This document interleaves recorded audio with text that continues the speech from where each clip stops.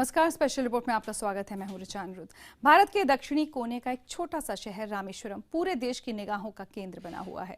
गुरुवार को देश के 11वें राष्ट्रपति और मिसाइल मैन के नाम से मशहूर एपीजे अब्दुल कलाम को वहीं सुपुर्द खाक किया जाएगा। डॉक्टर कलाम के निधन की खबर देश के लिए ही नहीं बल्कि उस शहर के लिए भी सदमे की तरह है जहां उनका बचपन बीता था। गरीबी के अंधेरे पर विजय पाकर डॉक्टर कलाम ने ऐसा उजाला फैलाया जिसकी रोशनी देश की नौजवान पीढ़ी को रास्ता दिखा रही है। ऐसे बेटे के जाने का दुख रामेश्वरम भीतर तक महसूस कर रहा है। शहर में सबकी आंखें गमगीन हैं। सच कहा जाए तो रो रहा है रामेश्वरम।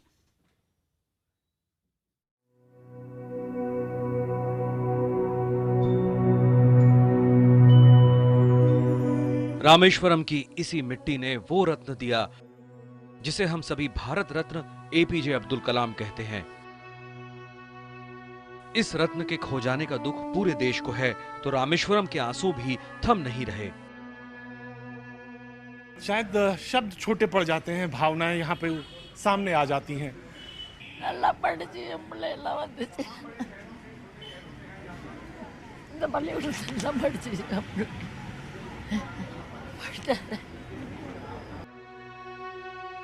रेत पर लंबी कतार है, आंखें गमगीन हैं, दिल में शहर के बेटे की आखिरी झलक पाने की ख्वाहिश है।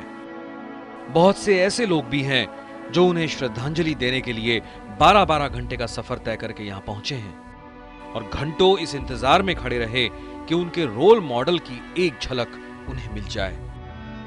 लोग अब बैठे हुए हैं, प्रतीक्षा में हैं, 3-3, 4-4 घंटे से लगातार प्रतीक्षा में। जी बोलिए। हम लोग नाहई डिस्ट्रिक्ट से आया हूँ जी। कलाम साहब का जो देखने के लिए उधर से आया है इधर जी। हम लोग पूरा फैमिली साथ में आया। कौन कौन लोग आए हैं? हमारा बीवी, मेरा बच्ची और जो मेरा बहन का बच्ची, बहुनी, सब आया हुआ इधर। I am from Bangladesh. आप बांग्लादेश से हैं? Yeah. Ji. It's a great honor and it's a great opportunity for me that at this time I was in India and it was possible for me to come here to pay my respect. To pay my respect to Dr. Abdul Kalam.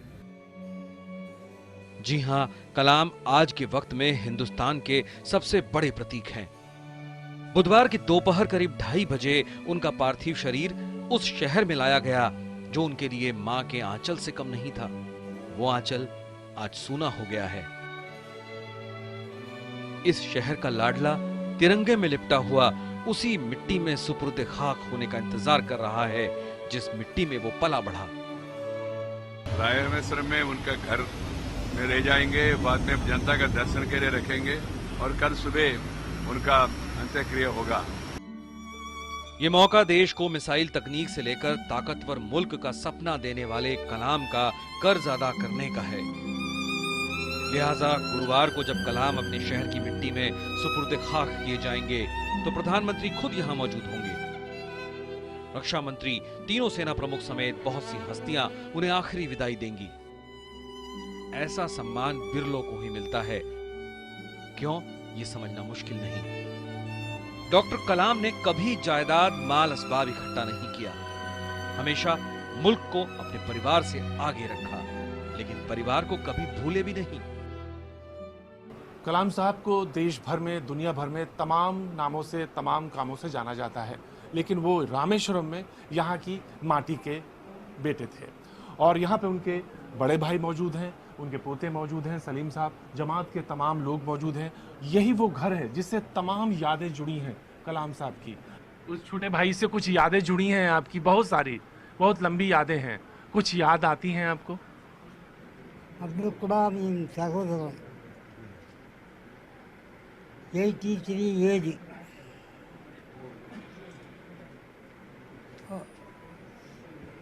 ரொம்ப வந்து என் பேர்ல பிரியமா இருப்பார்। बेशक कलाम का बचपन मुश्किलों में बीता, लेकिन वो बचपन में ही समझ गए थे कि पैसे की कीमत एक हद से ज्यादा नहीं है। कुछ कीमती है तो वो है ज्ञान। कलाम के पिता जैनुल आबदीन ज्यादा पैसे वाले नहीं थे, लेकिन ज्ञान की कीमत को वो भी समझते थे। उन्होंने बेटे को अच्छे स्कूल में डाला। रामेश्वरम में जिस स्कूल में कलाम पढ़ते थे वो आज भी मौजूद है, लेकिन अब वो पहले से थोड़ा बदल गया है। तमाम सारे बच्चे हैं, आज बैठे हैं, मौन हैं। कलाम साहब का घर, मैं बताऊं, अगर आपसे पूछें आप मुझसे कि कलाम साहब का घर कहाँ है, तो सिर्फ इस सड़क का फासला है और ठीक फासले के उस तरफ जो पीछे एक बस्ती दिखाई दे रही है, मछुआरे की बस्ती, उसी में वो उनका घर, पुश्तैनी घर। आज बिल्कुल कलाम साहब का घर बिल्कुल पास में ही है ना? जी जी हाँ है, यहाँ से लेफ्ट साइड में जाएगा, फिर सीधा राइट में घर है सामने, मोड़ेगा तो घर है सामने। और कलाम साहब यहीं पढ़ने आते थे बचपन में, यहीं कलम से उन्होंने सबसे बचपन शुरुआत से की। यही स्कूल में पढ़ा है। लेकिन कलाम के पिता के लिए लंबे चौड़े परिवार में पैदा हुए मेधावी कलाम की पढ़ाई को जारी रखना आसान नहीं था, लिहाजा तालीम चलती रहे, इसलिए बचपन में कलाम ने रामेश्वरम की इन गलियों में अखबार भी बांटा।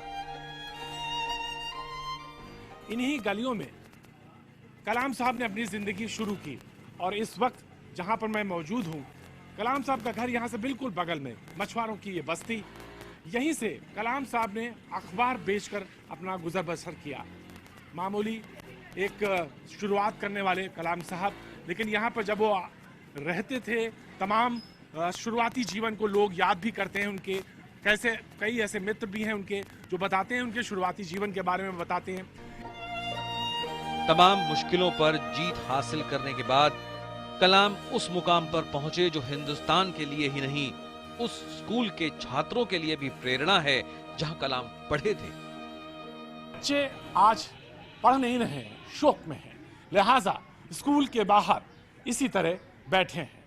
ब्लैक बोर्ड पर आज कुछ नहीं लिखा जा रहा है, क्योंकि ब्लैक बोर्ड पर आज सिर्फ और सिर्फ आंसू बने हुए हैं, और ये आंसू न सिर्फ बने हुए हैं बल्कि लोगों के दिलों में, दिमाग में उसी तरह से उतर रहे हैं। क्या लिखा है? ये आंखों में आई में तो उसको क्या बोलते हैं, आंखों में सैरो वो डिपिक्ट किया है आपने। या। लेकिन ऐसा नहीं है कि मुश्किलों ने कलाम के बचपन को पूरी तरह से नीरस बना दिया हो। उनके साथी याद करते हैं कि कलाम शरारती भी थे। साहब बचपन में कैसे थे? बहुत शैतानी करे, कभी कोई शैतानी भी करते थे? और ये तो थोड़ा मार के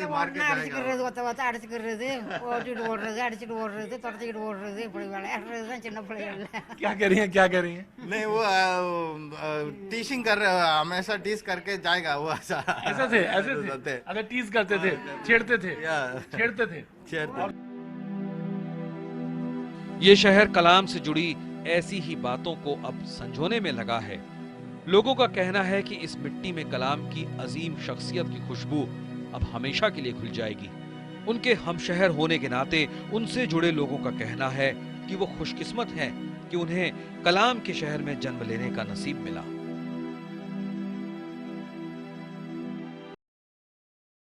एपीजे अब्दुल कलाम को रामेश्वरम से 5 किलोमीटर दूर उनके पैतृक गांव के पास ऐसी जमीन में सुपुर्द खाक किया जाएगा जो एक मंदिर की जमीन है। डॉक्टर कलाम का जीवन प्रेरणा स्रोत रहा है और उनका अंतिम संस्कार भी जाति धर्म के नाम पर लड़ने वाले लोगों के लिए सबक बन जाएगा। मंदिर की उस जमीन पर डॉक्टर कलाम की याद में एक स्मारक भी बनाया जाएगा। कलाम ऐसी शख्सियत थे जिन्हें किसी भी धर्म के साथ जोड़कर नहीं देखा जा सकता। वो हर मजहब के थे और उनकी शख्सियत के इस पहलू को संवारा था उस शहर ने जो अब तक सिर्फ अपने मंदिर के लिए ही समूचे देश में मशहूर था।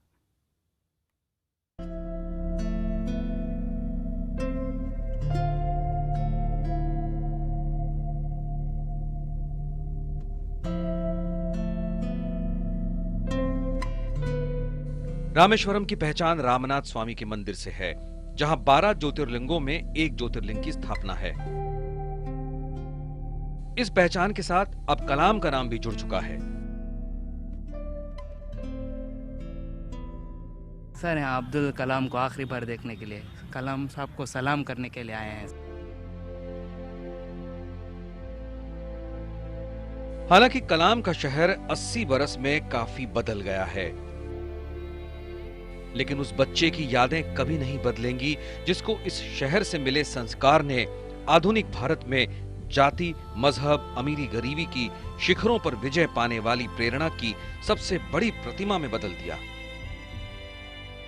कुछ तो है इस शहर में जिसने कलाम को ऐसा बना दिया।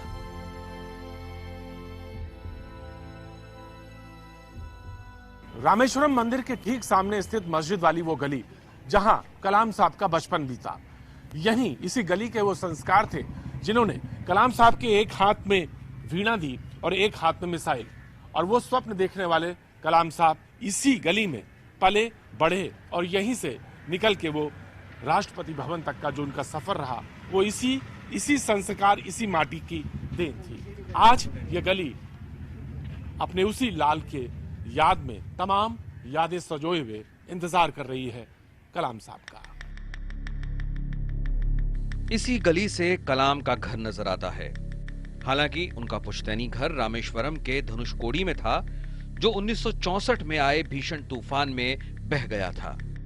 15 अक्टूबर 1931 को कलाम का जन्म वहीं हुआ था, लेकिन प्रलयंकारी तूफान के बाद कलाम का परिवार यहीं आकर रहने लगा। मगर उस तूफान ने कलाम के मध्यम वर्गीय मुस्लिम परिवार की माली हालत पर काफी असर डाला था।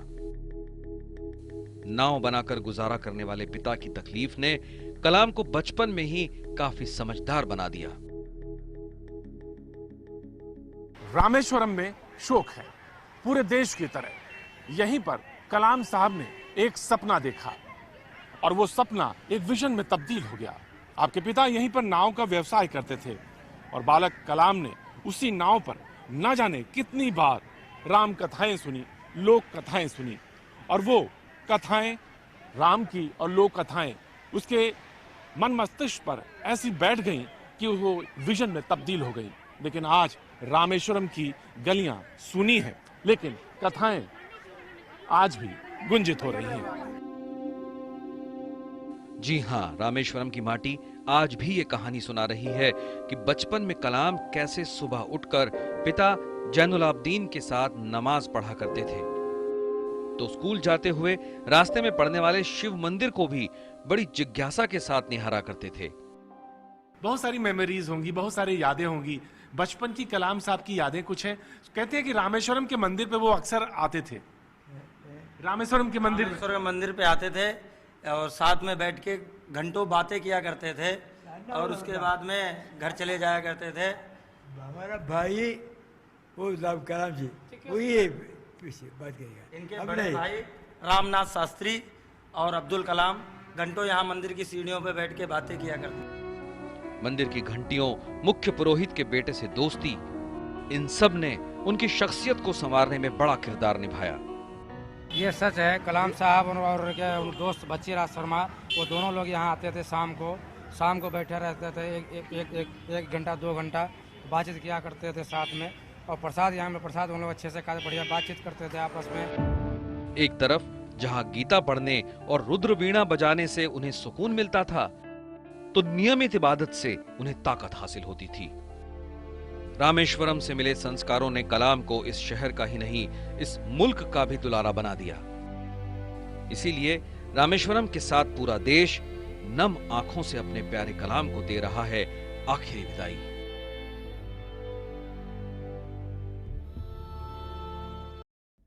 आप देख रहे हैं स्पेशल रिपोर्ट। डॉक्टर कलाम को गुरुवार को सुपुर्द खाक कर दिया जाएगा। इस मौके पर प्रधानमंत्री, कांग्रेस उपाध्यक्ष राहुल गांधी समेत कई जानी मानी हस्तियां वहां मौजूद रहेंगी। इनमें से बहुत से लोगों ने डॉक्टर कलाम का सादा जीवन काफी नजदीक से देखा है।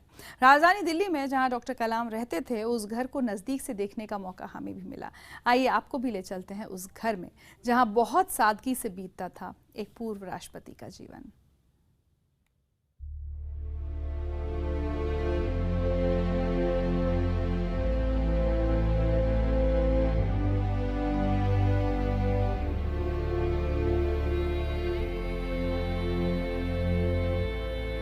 पूर्व राष्ट्रपति एपीजे अब्दुल कलाम का पार्थिव शरीर 10 राजाजी मार्ग से चला गया है उनके पैतृक निवास के लिए। लेकिन अब हम आपको लेके चलते हैं 10 राजाजी मार्ग के अंदर, जहां आपको दिखाएंगे कि कितनी सादगी से पूर्व राष्ट्रपति भारत के रहते थे। ये बेडरूम है उनका, जिस कमरे में आप इस वक्त तस्वीरें देख रहे हैं, ये एपीजे अब्दुल कलाम साहब का बेडरूम है। एक ब्लैंकेट, एक गद्दा, एक चद्दर और एक तकिया, यहीं पर वो रहते थे और यहाँ से खिड़कियों से बाहर का नज़ारा देखते थे। उनके सहयोगी बताते हैं कि देर रात तक वो अध्ययन करते थे, पढ़ाई करते थे और उसके बाद वो सोते थे और सुबह देर से उठते थे। वो गोकुल चंद जी जो 2 साल से यहाँ पर थे वो हमारे साथ हैं। गोकुल चंद जी, ज़रा तफसील से बताइए कि जब कलाम साहब यहाँ रहते थे, एक छोटा सा बाथरूम इधर है, देख सकते हैं आप यहाँ पर, और कुछ आयतें भी यहाँ पर लिखी हुई हैं। जब कलाम साहब यहाँ रहते थे तो क्या उनकी दिनचर्या थी? टोटल जो है 24 घंटे में से केवल 1 घंटा नीचे आते थे, बाकी 23 घंटे रूम के अंदर ही रहते थे वो यहाँ पर। जी सिर्फ 2:30 बजे 3 बजे करीब 1 घंटे पार्क में टहलते थे। इसके अलावा वो ऊपर अपने रूम के अंदर ही रहते थे, इसके अलावा कहीं नहीं जाते थे। कलाम साहब सादगी के लिए मशहूर थे और इस वक्त हम उनके किचन में हैं जहाँ उनके लिए खाना बनता था। संजीव मंडल साहब हमारे साथ हैं, उनके कुक हैं। संजीव मंडल साहब, क्या खाते थे कलाम साहब? साहब तो खाना पसंद करते थे साउथ इंडियन, इडली डोसा सांभर रसम वगैरह, मतलब जो भी खाता था साहब वो साउथ इंडियन खाना खाता था। पूर्व राष्ट्रपति APJ अब्दुल कलाम 24 में से 23 घंटे फर्स्ट फ्लोर 10 राजा जी मार्ग का जो है वहाँ पर गुजारते थे। उनके सहयोगी कहते हैं कि बहुत ही पंक्चुअल उनकी दिनचर्या हुआ करती थी। देर रात तक वो जगते थे, पढ़ाई करते थे, लिखते थे और उसके बाद सोते थे। जाहिर सी बात है सुबह देर से वो उठते थे 10 बजे के आसपास, और उसके बाद जब वो दैनिक नित्य क्रिया से निवृत्त हो जाते थे उसके बाद नाश्ता करते थे और बाद में लोगों से मिलते थे। ये कार है एम्बेसडर कार, जिस पर वो चला करते थे कलाम साहब। पूर्व राष्ट्रपति होने की वजह से उनको ये कार भारत सरकार की तरफ से दी गई थी और इसी कार में वो हमेशा बैठ करके यात्रा करते थे। और एक बड़े ही दिलचस्प इंसान कप्तान सिंह से मेरी मुलाकात यहाँ पर हुई है, जो उनके चालक हैं, ड्राइवर हैं पिछले 8 साल से। कप्तान सिंह जी, चालक भी है, गाड़ी भी है, लेकिन बैठने वाला इस दुनिया से चला गया। सर बिल्कुल चले गए सर। 8 साल साहब के साथ हमने बिताए, तो बगैर टेंशन के, कोई टेंशन नहीं। और साहब बहुत ही अच्छे इंसान थे, कभी किसी को परेशान करके कुछ नहीं थे। पूरा यहाँ पर स्टाफ है, किसी को कभी कोई प्रॉब्लम नहीं हुआ और सभी खुश रहते थे। आप देख सकते हैं कि ये जितने भी लोग हैं यहाँ पर, उनके स्टाफ के लोग हैं, ड्राइवर हैं या पीछे जो लोग रहते हैं, सिक्योरिटी के लोग हैं, हर कोई कायल था कलाम साहब की सादगी का, उनके व्यवहार का। भी देखिए उन्होंने बताया जो उनके सिक्योरिटी के हैं कि बंदर एक आया जिसको भगाना चाह रहे थे पत्थर से, उन्होंने मना कर दिया कि इसको मारो मत। तो क्या सहृदयता थी, दया उनके अंदर कूट कूट के भरी हुई थी और देश के लिए जो जज्बा उनका था, रात दिन सिर्फ देश के लिए। कहते भी हैं कि उनके दिल में हिंदुस्तान बसता था और इसीलिए शायद आज पूरा हिंदुस्तान उनके लिए रो रहा। कैमरामैन निज़ाम अंसारी के साथ अरुण सिंह, दिल्ली, IBN 7।